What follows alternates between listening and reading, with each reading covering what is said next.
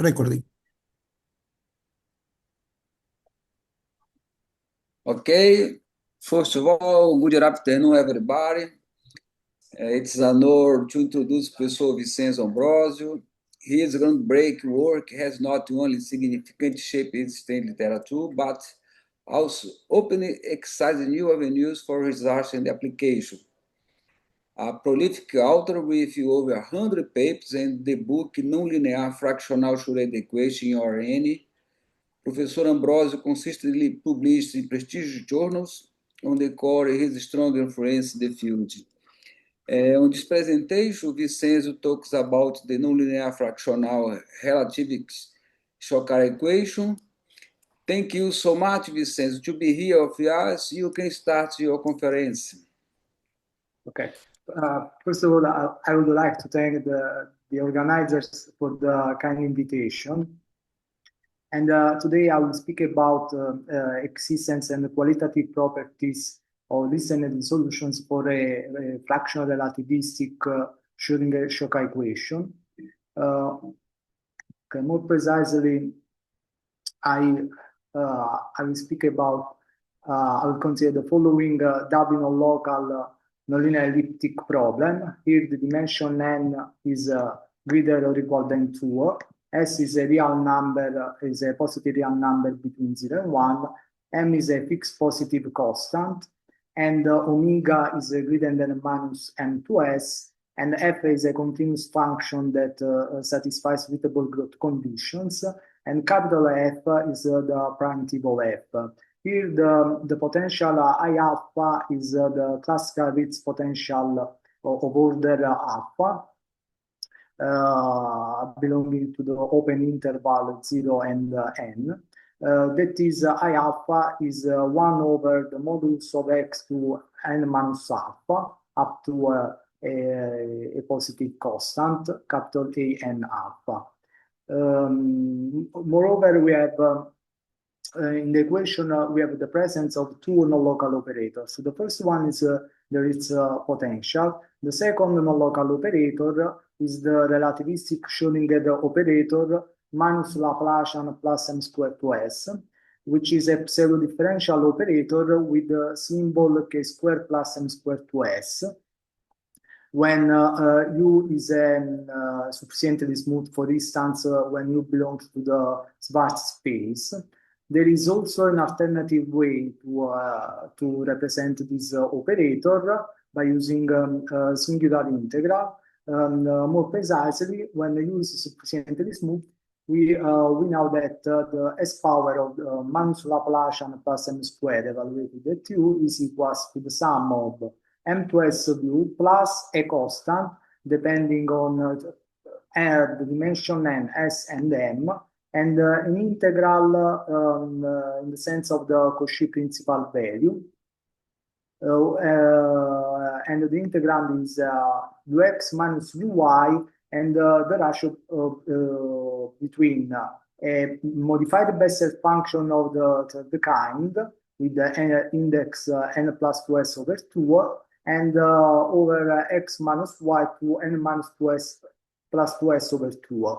Here, capital K is the modified Bessel function of third kind, also known as a McDonald function of index nu, and that satisfies the following asymptotic behaviors. That is, when r goes to 0, capital K nu of r behaves like r2 minus nu. When r goes to infinity, capital K nu has an exponential decay. And I recall that this operator plays a central role in the theory of Bessel potential theory, and has many applications in harmonic analysis. Just to mention the seminal paper due to Warren, Shine, and Smith, and the books due to Stein and Ormander for results in harmonic analysis. From a physical point of view, this operator is very important. In fact, when S is equals 1/2, our operator reduced to the square root of minus Laplacian plus m squared. which is very important in relativistic quantum mechanics. In fact, it is well known that the energy of a free relativistic particle of mass m and momentum p is given by the square root of c squared p squared plus m squared c4, where c is the speed of the light.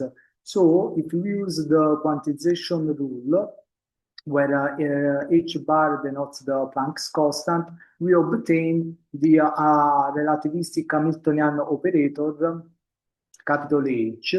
We recall that from the spectral point of view, the first result for this operator has been obtained by Weather, but only after the Leib's contributions on the stability of relativistic matter, many authors started to study this operator, and also the time-dependent Schrodinger equation involving the Hamiltonian operator, which is used to describe the dynamics of boson stars.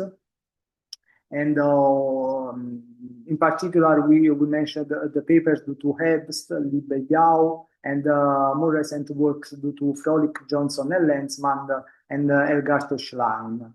There is also a deep connection between this operator and the theory of Levy processes. Indeed, M2S minus the relativistic Schrodinger operator is the infinitesimal generator of a Levy process called to a stable relativistic process. In these situations, many contributions have been obtained by Carmona, Master, and Simon, and Riesner and other his collaborators. We can observe that when m goes to 0, the relativistic Schrodinger operator becomes the fractional Laplacian, which may be defined via Fourier transform in this way. So we have Fourier transform of this operator is k to s Fourier transform of u, or via singular integrals. And I recall that this operator arises in many different contexts, such as phase transition phenomena, crystal dislocation, flame propagation, conservation law, and many others fields. In particular, from a physical point of view, this operator is very important when we consider the fractional Schrodinger equation introduced by Laskin. And this equation plays a crucial role in fractional quantum mechanics, a theory introduced by Laskin to extend standard quantum mechanics. There is also a connection with the theory of Levy processes. In fact, the fractional Laplacian is the infinitesimal generator of a rotationally symmetric to a stable Levy process. I point out that the main differences between these two operators, the fractional Laplacian and the relativistic Schrodinger operator, is related to the fact that the relativistic Schrodinger operator is not homogeneous in scaling.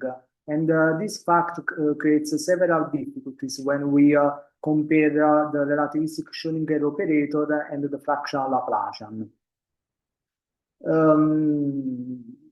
Now we observe that if we replace the relativistic Schrodinger operator by the negative Laplacian, and we assume that omega is positive, we obtain the following elliptic equation with a non-local nonlinearity. And in the special case, when the dimension n is equals to 3, omega is equals to 1, and capital F of u is equals to u squared over 2, and alpha is equals to 2, we can see that this equation reduced to the Choquard-Pecard equation, which was introduced by Froelich and Pecard to describe the quantum mechanics of a polaron at rest. Later, Choquard used this equation to model an electron trapped in its own hole in a certain approximation of the Hartree-Fock theory for a one-component plasma. And this equation is also known as Schrodinger-Newton equation in the context of self-Gertling matter. There are many contributions for Choquard equation. Probably from a mathematical point of view, the first result is due to Lieb, who proved the existence and the uniqueness up to translation of the least energy solution. Later, Lyons obtained the existence of infinitely many radially symmetric solutions. Concerning the symmetry of least energy solutions, maybe it is important to recall the result to Matzau, who used the moving plane method to classify all positive solutions when the nonlinearity is a power type nonlinearity. And the authors proved that every least energy solution is radially symmetric and monotonically decreasing about some point under suitable restrictions on the power and on the order of its potential. Later, Morris and Van Schaftingen studied the existence and qualitative properties of least energy solutions for the Choquard equation when capital F of U is a p power, where the exponent p belongs to the optimal range with the endpoints n plus alpha over n and n plus alpha over n minus 2. And these points are also called lower and upper Ardeleiter-Sobolev exponent. And the same authors also investigated the existence and of least energy solutions for a more general Choquard equation involving a nonlinearity of Beresiki-Lyons type. More precisely, the authors assume that TFT is less or equal than up to a constant t to the lower Ardeleiter-Sobolev exponent and plus T2 the upper Ardeleiter-Sobolev exponent. They also assume that capital F is subcritical and assume that there exists tau 0 such that capital F tau 0 is non-zero. Moreover, the authors prove that if F is odd and there is a constant sign in the open interval 0 plus infinity, they prove that every least energy solution has a constant sign and is radially symmetric. For more details and extension of the Choquard equation, we refer to the survey due to Morotz and Van Schaftingen. For completeness, I also recall the Ardeleiter-Sobolev inequality. More precisely, if R and T are greater than 1 and alpha is between 0 and n, such that 1 over R plus 1 over T is equals to 1 plus alpha over n, if G belongs to LR space and H belongs to LT space, we can find a sharp constant C depending only on the dimension n, the order alpha, and the exponent R independent of G and H, such that the convolution between, in some sense, the Ritz potential and the H times G is less or equal than a constant and the product of the LR norm of G and LT norm of H.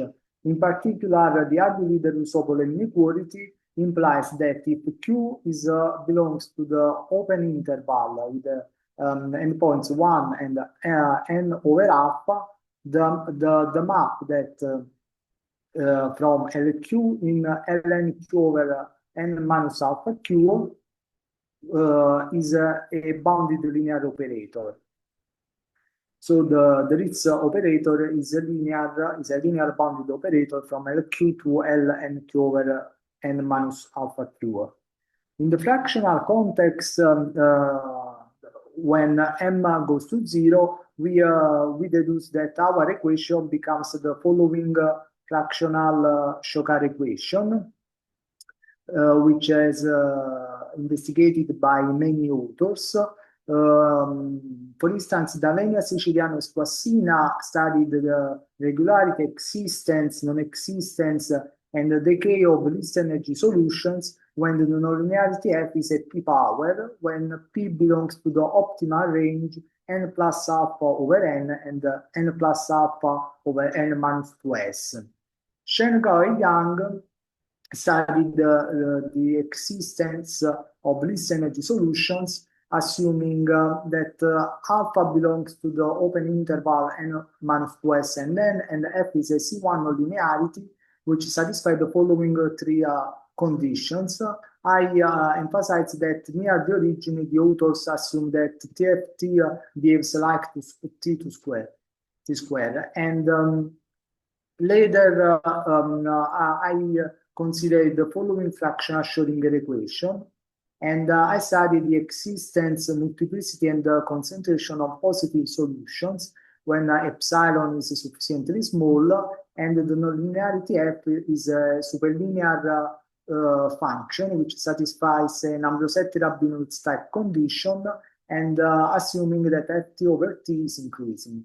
Later, Cingolani, Gallo, and Tanaka obtaining the existence of a radially symmetric solution by using the mountain pass approach under the following three conditions.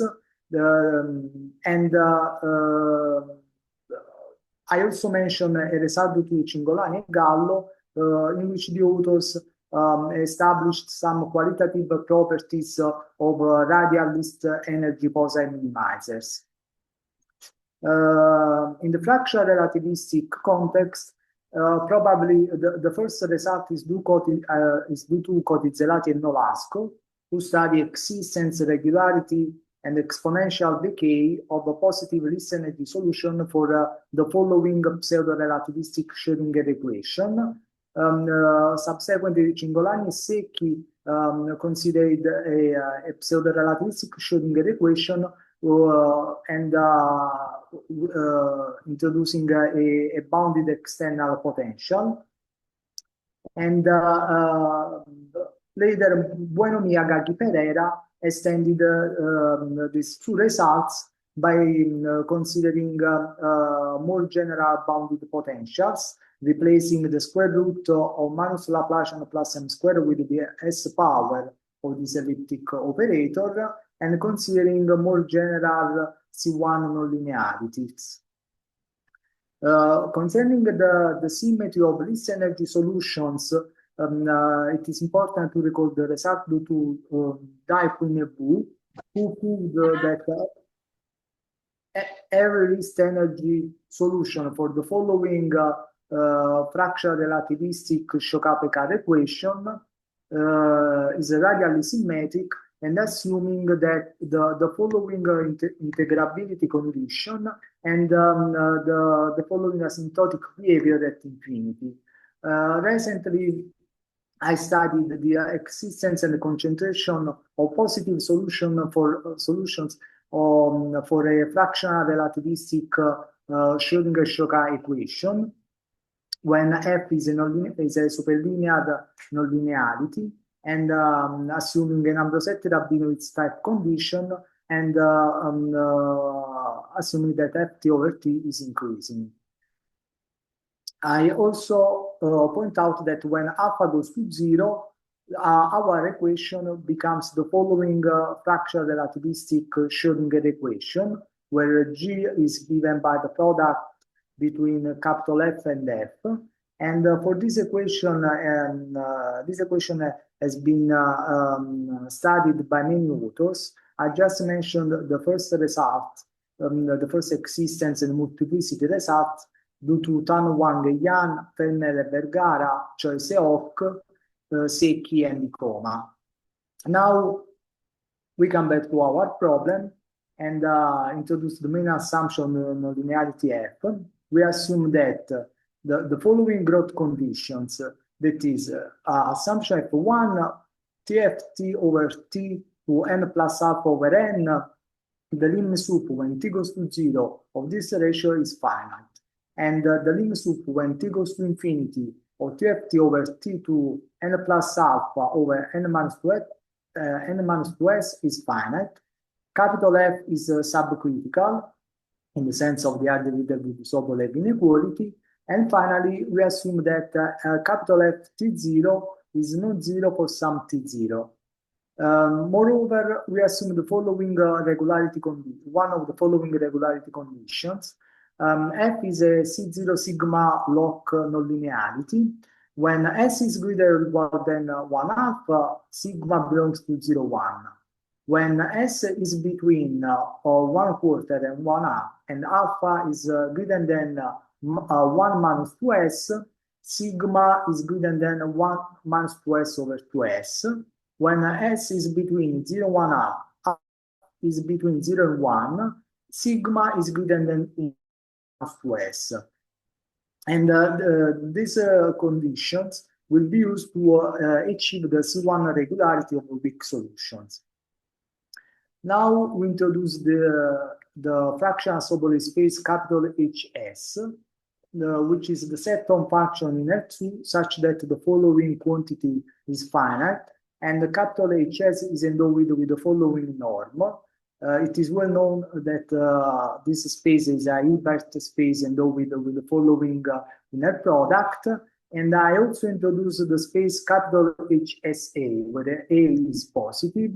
That is capital HS endowed with the following norm, which is equivalent to the standard one. I recall that the fractional subway space capital HS is continuously embedded in LP for any P greater or equal than 2 and less or equal than 2 star S, which is the fractional critical exponent. This embedding is compact on the bounded sets for in LP for any P greater or equal than 1 and less than 2 star. And finally, I recall that the set of infinity function with the compact support is dense in capital HS. Now we give the precise definition of weak solution. U in capital HS is a weak solution to problem 1 if for all phi in capital HS the following identity holds.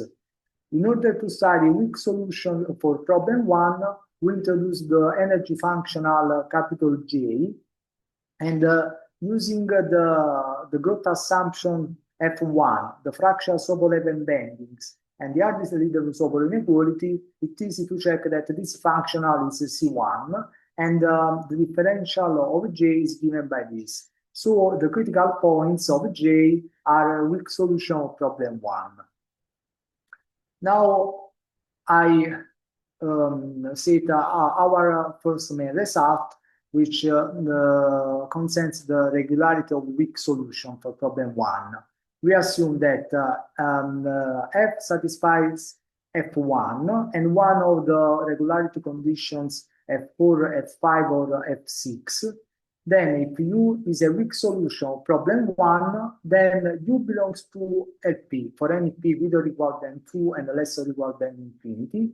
U is a C1 theta function, and U belongs to capital H2S and C2S plus epsilon for some epsilon sufficiently small, and U is a classical solution that is satisfies the equation 1 pointwise. Finally, if we assume the following condition near the origin in F1, that is Ft over t goes to 0 when t goes to 0, then every weak solution has an exponential decay. To prove theorem 1, we proceed in several steps. In the first step, we prove that U belongs to LP for every P belonging to the following range: 2 and n over alpha and 2n over n minus 2s, which is the fractional critical exponent. To prove this, we use a Brezzicato type argument inspired by Morotz and Van Schaftinger to obtain the following proposition. That is if capital H and capital K are two functions belonging to the sum of these two Lebesgue spaces with the exponent 2n over alpha and 2n over alpha plus 2s, and U is a weak solution of the following equation, then U belongs to LP for any P belonging to the desired interval. So we obtain the assertion by applying proposition 2 with capital H equals f of u over u and capital K equals to f of u.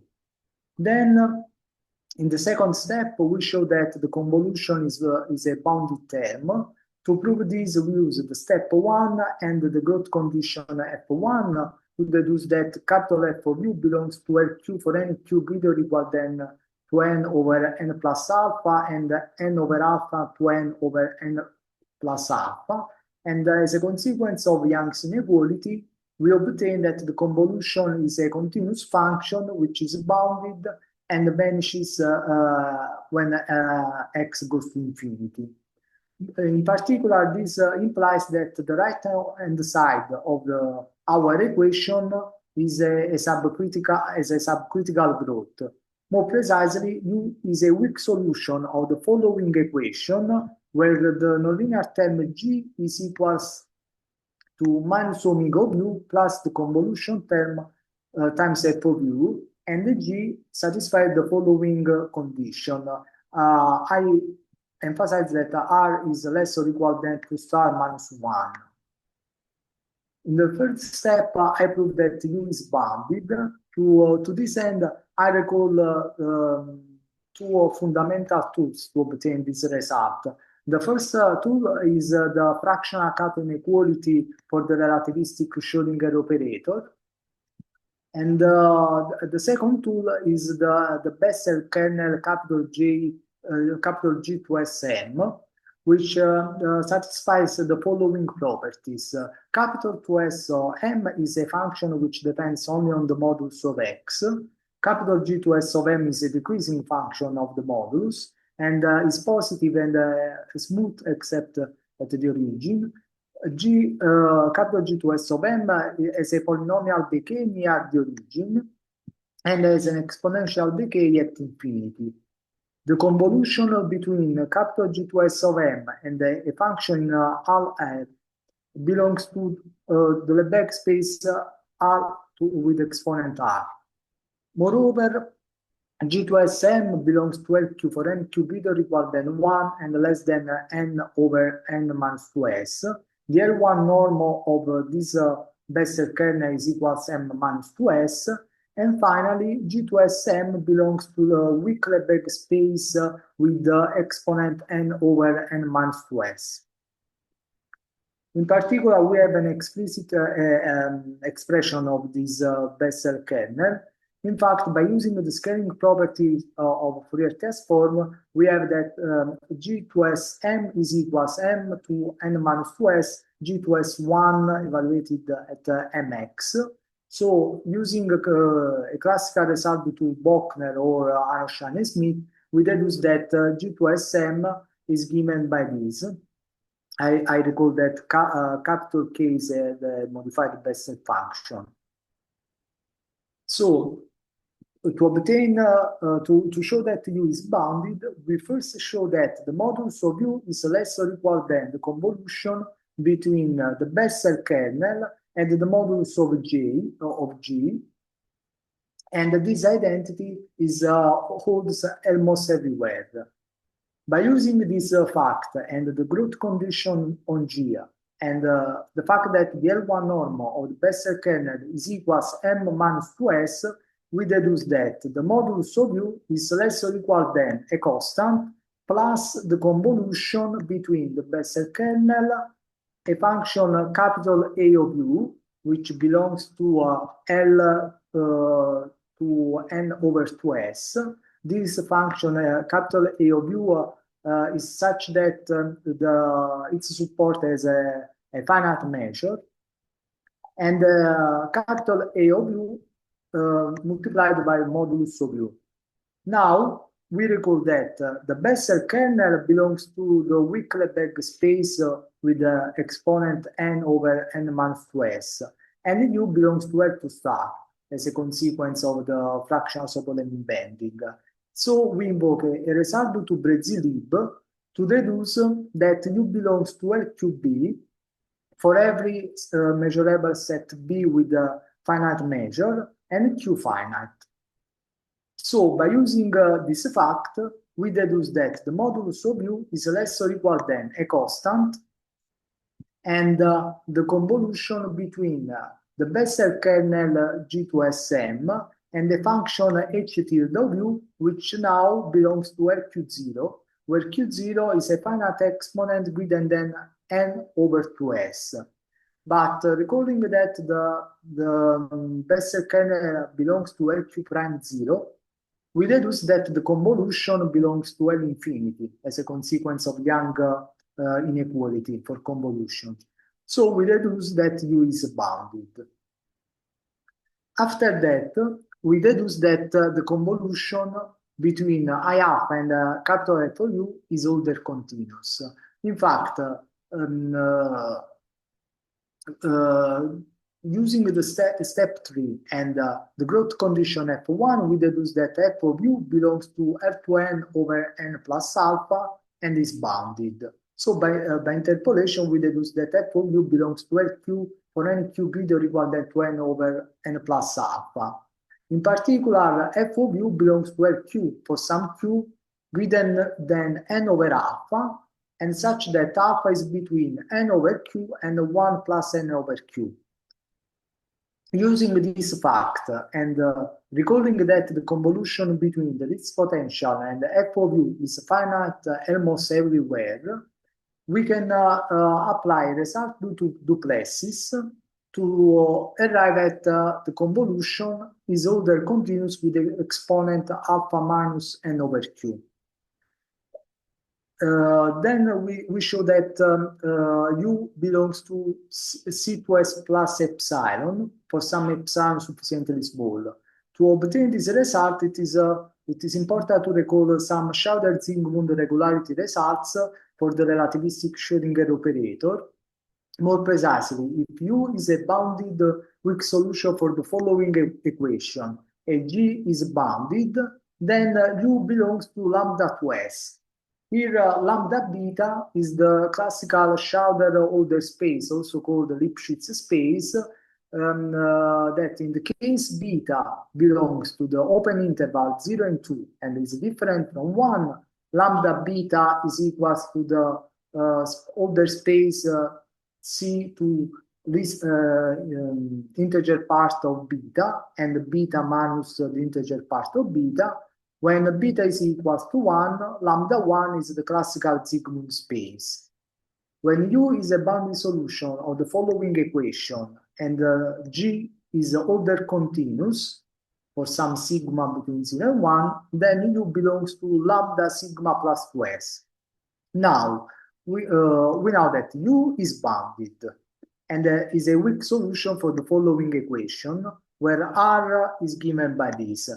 But R is bounded, so we can apply our first regularity result to deduce that U belongs to lambda to S. In particular, U belongs to C0 gamma for some gamma between 0 and 1. Recalling that F is order continuous, we deduce that the composition belongs to C0 sigma gamma. Now, U is a bounded solution for the following equation where the right-hand side is order continuous. So we can apply the second Schauder-Zingmund regularity result to deduce that U belongs to C2S plus epsilon for some epsilon sufficiently small. Iterating this argument, we deduce that U belongs to C1 theta for some theta between 0 and 1. Then we can prove that U is a classical solution because the convolution I alpha and capital F of U belongs to R to n over n minus alpha. F of U belongs to R to n over alpha, so the product belongs to R2. So U is a capital HS function satisfying this equation where capital R belongs to R2. As a consequence, U belongs to capital HS to S. So we can apply an integration by parts formula to deduce that U satisfies almost everywhere this identity. But we know that U belongs to C2S plus epsilon. So the relativistic Schrodinger operator evaluated at U is a continuous function. And using the fact that the function R is continuous, we deduce that the previous identity holds for each. Finally, if we assume that ft over t goes to 0 when t goes to 0, we deduce the exponential decay of weak solutions. And this is a consequence of a comparison argument and the exponential decay of the Bessel kernel at infinity. Our second main result concerns the Poiseuille identity for a weak solution for our problem. More precisely, we assume that f satisfies f1 and one of the conditions f4, f5, or f6. If u is a weak solution of problem 1, then u satisfies the following Poiseuille type identity. Now, to prove this identity, we first prove an integration by parts formula for functions which belong to capital Hs and C2S plus epsilon with locally bounded gradient, and involving Lipschitz vectorial fields with compact support. Then we use this formula and a limiting procedure to obtain the Poiseuille identity. I emphasize that this argument also works to show the Poiseuille identity, to find a Poiseuille identity for relativistic Schrodinger equation involving a local nonlinearity. In fact, to obtain the Poiseuille identity, in many situations, one tries to use the extension method. Our approach is based only on works directly with the space capital Hs. Moreover, we don't assume the exponential decay of solution to obtain the Poiseuille identity. So in this situation, the Poiseuille identity for this equation is the following. We assume that u is a capital Hs function which is bounded and is a weak solution to the following equation. G is continuous. G vanishes at the origin, and capital G of u belongs to L1. Then u satisfies the following Poiseuille identity. Now, our integration by parts is this. If we assume that u belongs to capital Hs, u is bounded, and we assume that u belongs to C0 to S plus epsilon and C0 1 loc, when S is between 0 and 1/2. When S is greater or equal than 1/2, we assume that u belongs to C1 to S plus epsilon minus 1, for some epsilon sufficiently small. Then the following identity holds. For every Lipschitz vectorial field capital Xi with compact support, I point out that capital Km is given by the sum of the divergence and the ratio between the capital K nu n plus 2s over 2 and x minus y2 n plus 2s over 2 and minus the following quantity. And this result is motivated by a previous result in which I proved a Poiseuille identity for an integration by parts formula for the fractional Laplacian, in which the capital K0 is given by this. So the formula is easier with respect to the previous one. So we fix phi a C1 function with compact support. We consider the scaling function phi lambda, and using our theorem 1, which says that every weak solution belongs to C2S plus epsilon, and the gradient of u is locally bounded, so we can apply the integration by parts formula, choosing as vectorial field capital X lambda, which is given by the product between phi lambda and x, and using this vectorial field, we obtain the following identity. Now we pass to the limit in this identity when lambda goes to 0. On the left-hand side, converges to the difference of these two terms. The sum of these two terms, the first term after an integration by parts converges to this term, and the last term involving the convolution between the Ritz potential and capital F of u converges to this term. So, combining the previous identities, we obtain the following identity. So, the difference between this term and this term equals to the following, the sum of these two terms. So, if we compare with the Pojaev identity, we observe that we need to show that the first two terms are equals to this and this.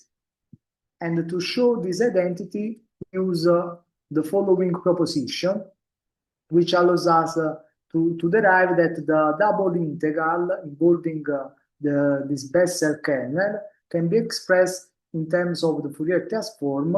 And by using this result, the previous identity, we obtain the desired Pojaev identity. Our further result concerns the existence of least energy solution for problem 1.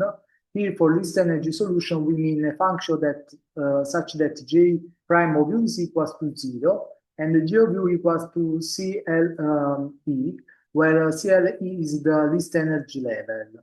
So, if F satisfies F1 and F3, and one of the regularity condition F4, F5, or F6, then problem 1 has a least energy solution.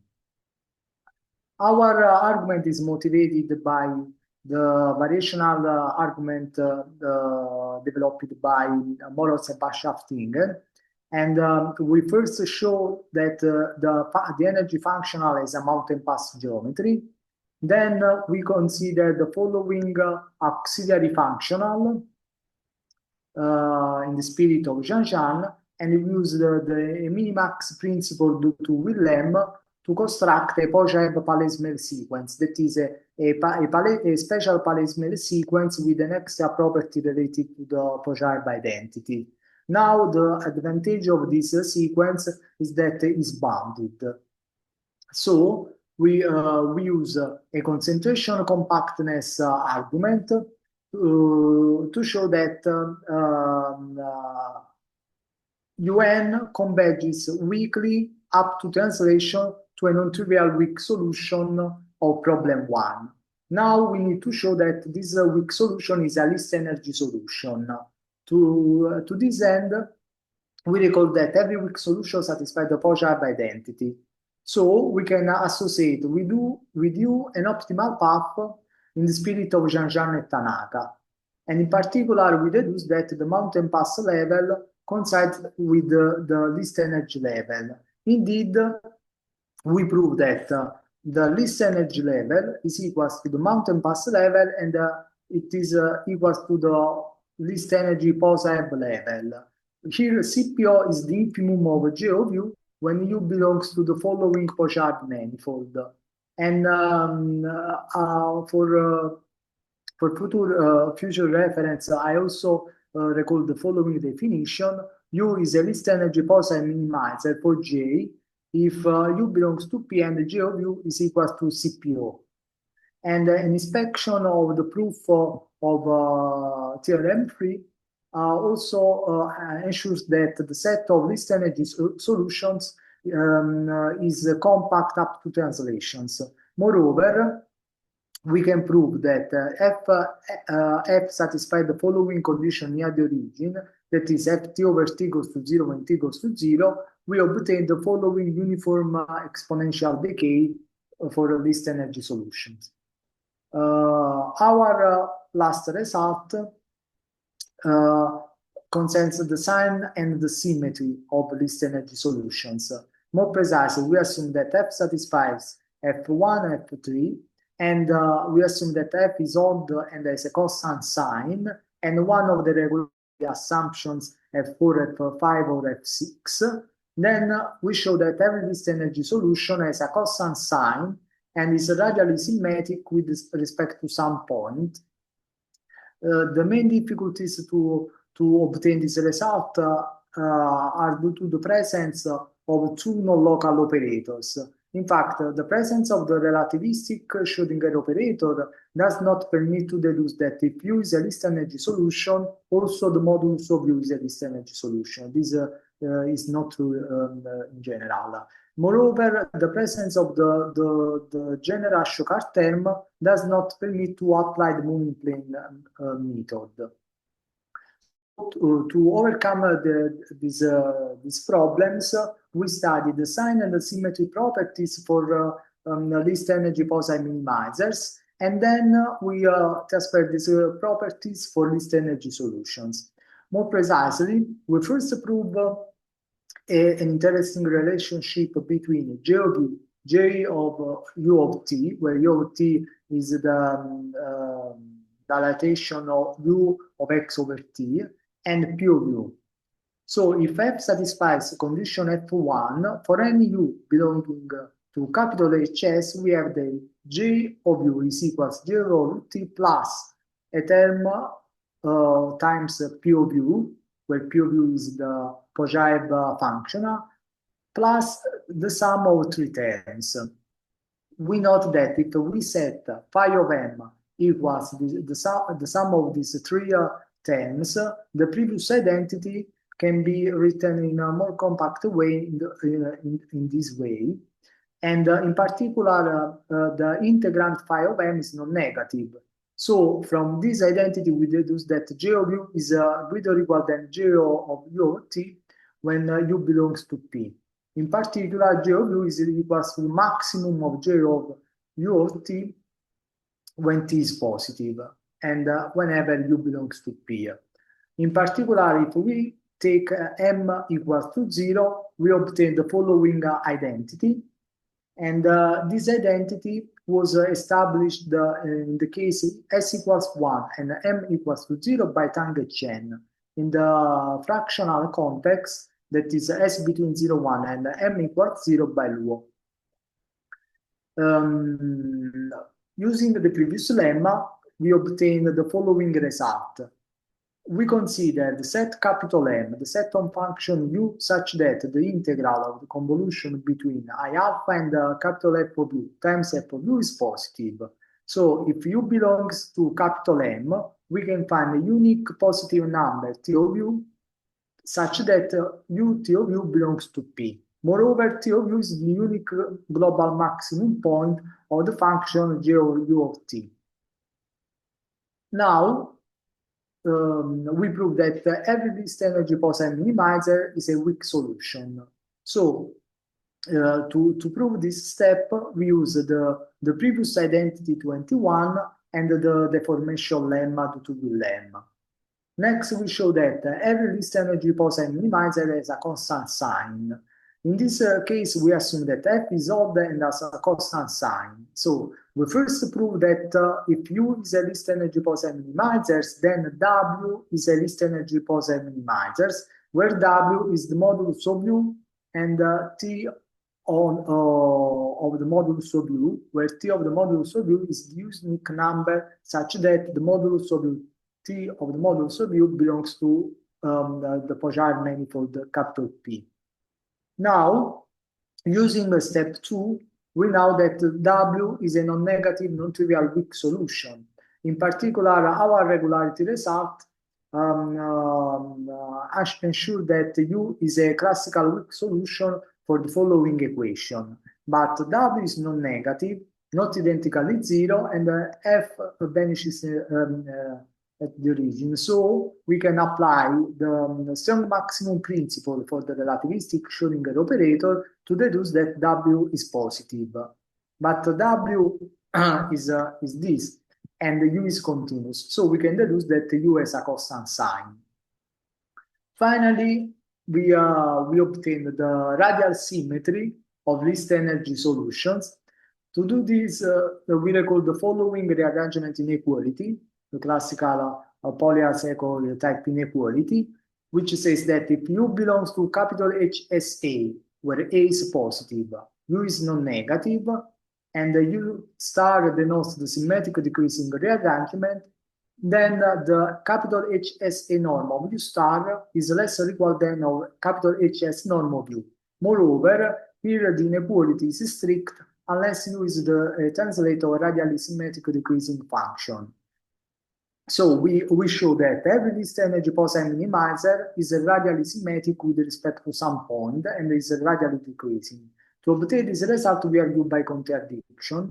We assume that f is non-negative in 0 plus infinity, and assume by contradiction that for some least energy Poisson minimizer is not radially symmetric up to translation. We know that U is a constant sign, so we assume that U is positive. By using the strict inequality, in this rearrangement inequality, we deduce that P of U star is less than 0. But we know that P of U star T is positive when T is sufficiently small. So we can find T1 positive such that P of U star T1 is equal to 0. Now we recall that G of V is greater or equal than J of T for every V belonging to capital P and for every T positive. And recalling the following rearrangement inequality for the convolution, we deduce that J of U star T1 is less than J of T1, which is less or equal than J of U, but J of U is equal to CPO. And this is a contradiction because J of U star T1 is greater or equal than CPO. Okay, thank you. Thank you so much, Vincenzo, for this very nice talk. In fact, this is strong and very nice talk. Congratulations. Please, my friends, do you have any question to Vincenzo?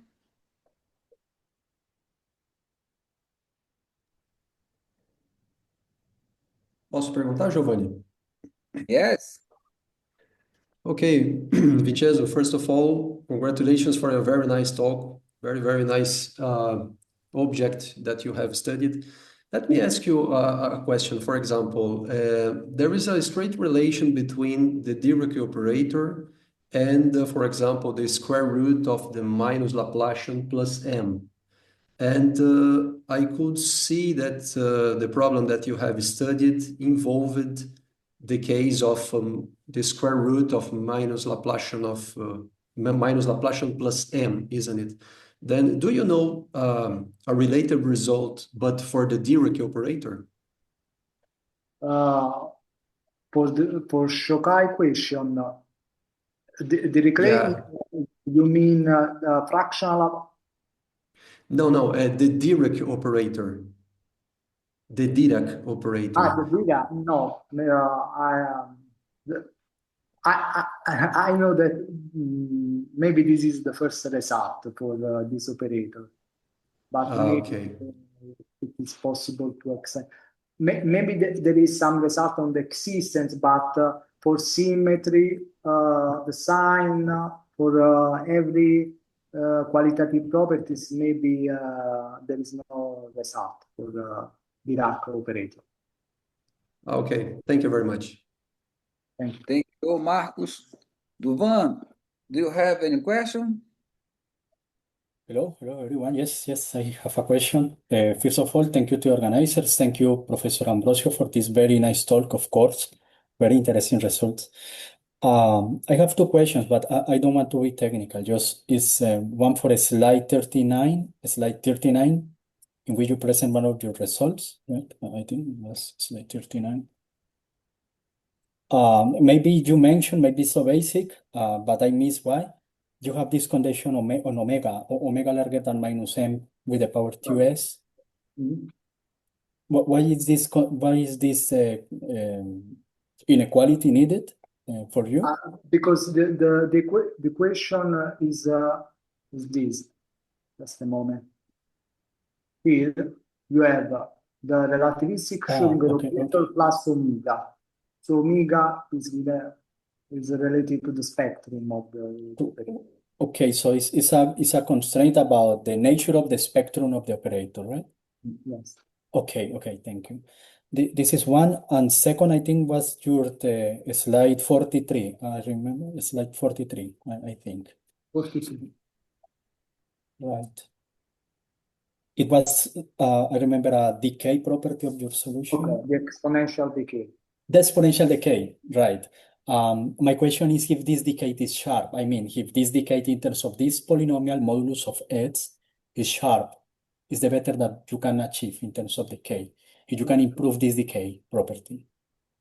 Okay, the exponential decay here holds when you assume that ft over t goes to 0, when t goes to 0.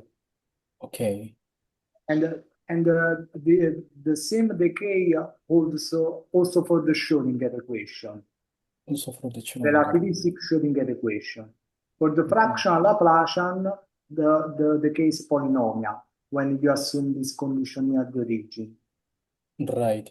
But then this power minus k2 modulus of x can be improved to, let's say, minus k2 modulus of x and some power larger than 1, or there is not evidence about that?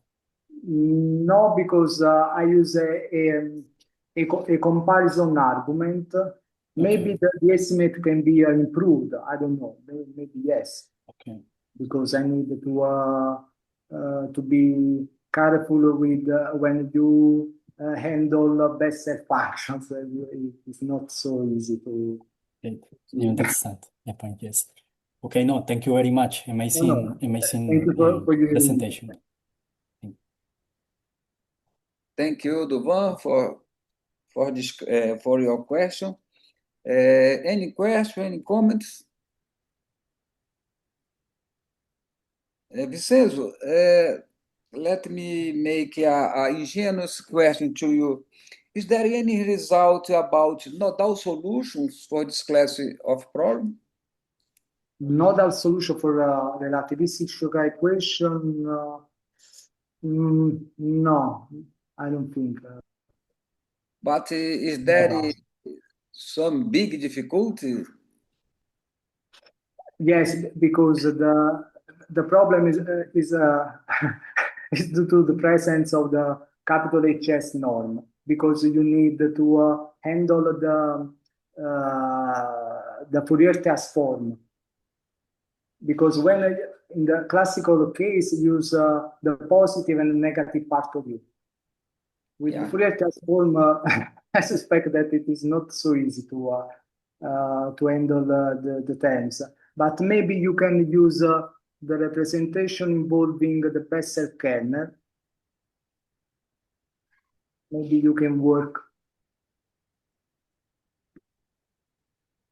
with this representation in order to understand better the problem.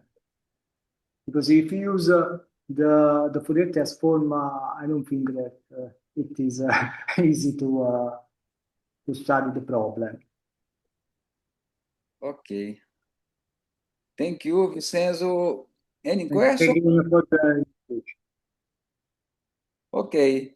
Vincenzo, thank you so much again. And now I left the this coordinate to Marcos Pimenta and Juan Limaco. Thank you. Thanks again for the invitation, Giovanni. Thank you, Professor Giovanni. Thank you, Professor Vincenzo. Thanks again.